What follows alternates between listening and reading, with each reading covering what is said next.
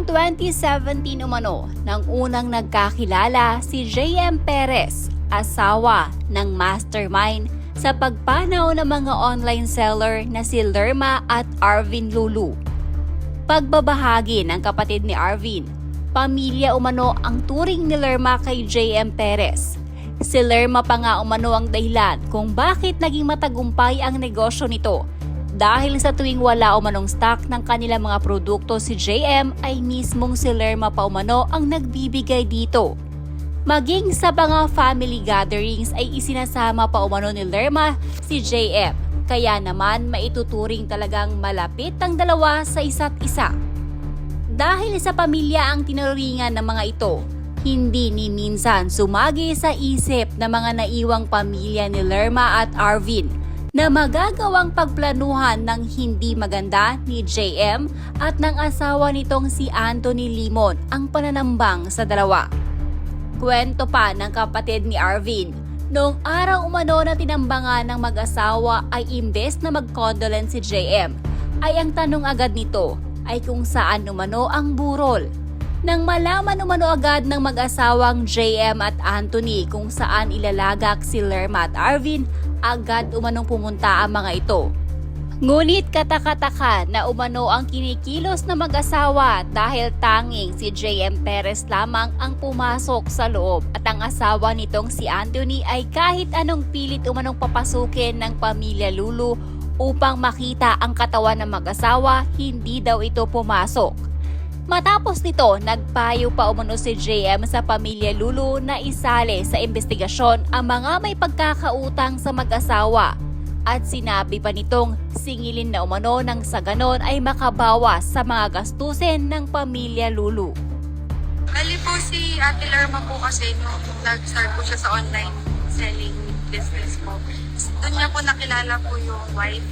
So, 2017 pa lang po, magkakilala na po sila. Yan, nagtutulungan-tulungan po sila. Si ate, since po, siya yung parang usually po na nagiging RD po ng mga products. Tinutulungan niya din po yung wife na kapag po wala po siyang mga stocks, parang nire-redirect po sa kanya. So, parang tulungan po talaga yung nagiging relationship nila. Hanggang sa maging friends po sila. Tapos yun, napangasawa niya po si Kuya. Parang naging family po sila. Pupunta po nga po sila sa mga family gathering. Namimit po nila mama at papa. Ganun. Tapos yung recent nga po, sir, kung nakita niyo po sa balita, yung ano po, nagpadala pa po sila ng lechon nung birthday pa po ni mama po nila. So parang hindi nyo po, parang hindi ka magkaka-idea na gano'n na po pala yung iniisip po nila sa mga kapatid po namin. Ibig sabihin, si Anthony? Opo, si Anthony. Si Anthony. Opo, asawa po na. So, nagbigay ng... Lechon po na baby. Kailan lang yun? September po, 2024 pa. Kasi po, nung nabalita nga po na namatay sila kuya, na pinagbabaril po sila sa Mexico, yung pong wife, nag-message po siya dun sa kapatid po ni Ate Lerma, tinatanong kung saan po yung burol. So wala man po agad na, usually di ba magpakondolences muna, nabigla, gano'n, pero siya agad nagtanong po sa burol. Tapos nagsabi pa po siya, no, magpakatatag daw po kami. Tapos after po nung gano'n, nalaman niya kung saan yung location, pumunta po talaga sila.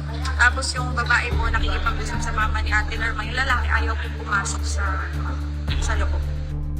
Tapos sabi pa po nila na yung mga may pagkakautang, tignan din daw po, gano'n. Tapos, syempre, para makatulong daw po sa mga gastusin, ganyan, singilin daw po. Tapos, kung sino pa po talaga po nag-a-advise, siya pa po talaga yun. Kaya po, very unimaginable kung paano po nila nasikmura na nakikita po nila kumiiyak po yung mga magulang po namin, pamilya po namin. Tapos, parang nagpuhugas kamay pa na parang hindi ko po alam kung paano po nila nasikmura lahat yun nung pumunta po sila. Hindi po siya pumasok talaga. Niyayaya pa po ng kapatid niya, pasok ka para makita mo sila yun po niya. Tapos medyo observant nga daw po. Para po sa amin kasi unang hakbang na po ito para po makamit po namin yung hustisya. Hindi po kami titigil hanggang po sa magkaroon po ng karampatang parusa para po sa kanila. Kasi buhay po yung kinuha po nila sa amin at habang buhay po namin yung mararamdaman yung sakit na nawalan po ng mahal sa buhay. Lalo na yung anak po nila na nawalan po ng magulang. Close po kasi sila, lalo na kapag bibisita sila sa bahay, pagluluto pa ni ate. Tapos pag-alaman ko pa po na since nga po may problem po sa health ng babae, tutulungan pa daw po ni ate yun sa pagpapadoktor. Kaya po, kung masama po yung relationship nila, hindi po gagawin yun ni ate. Kung nag-offer pa po ng tulong po para makaano pa po sa dun sa medical condition. Kaya po, hindi ko po maawari kung bakit habang iniisip po ng ate ko na tulungan siya. Yun po yung pinagpaplanuhan po nilang sa mag-asawa. Hindi po sila nag-mention po ng mga ganong klaseng problema kasi usually po kapag po bonding time, gusto po nila masaya palagi. Pero nung nakausap ko po yung kasabay po, yung kasama po nila sa bahay, sabi po niya yung umaga po na yun, parang seryoso po sila usually kasi si kuya maingay po siya. Parang masayahin, si ate din, gano'n din po. Pero yung araw po na yun, parang may weird po na katahimikan po habang kumakain sila. Yung mga naglabasan po ng mga screenshot po ng post ni ate, yung dun sa parang message po about utang, ganyan. More on ano po lang kasi siya yung parang mga advice or what. Pero wala po siyang personal na tinatag or mention dun sa tag. So parang typical po kasi sa business yan na may mga nagkakautang sa kanila.